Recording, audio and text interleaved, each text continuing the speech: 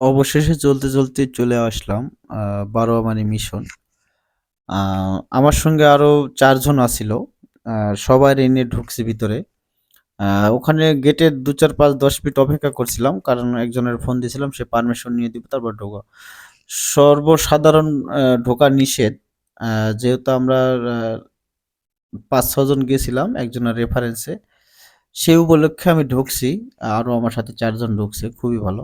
Interesting ব্যাপার হচ্ছে আ আমাদের আগে যে ৬ জন মেয়ে আছিল তারাও ঢুকছে।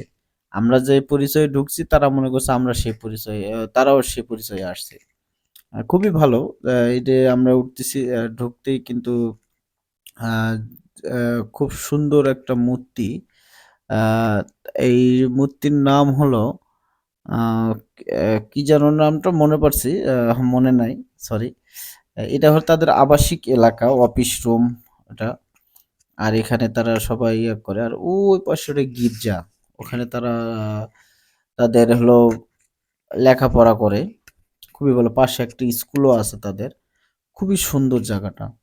সর্বসাধারণের ঢোকা নিষেধ তো এই কারণে আমরা যেকোনো একটা পরিচয় দিয়ে ঢুকছি। খুবই ভালো। আ জায়গাটা দেখলে ভালো লাগবে আপনাদের। কত সালে তৈয়ারি করা, কত সালে এখানে আসছে সবই। সবকিছু দেখলে খুবই সুন্দর লাগবে আপনাদের। কিন্তু ঢুকতে দেয় না এই হলো কথা।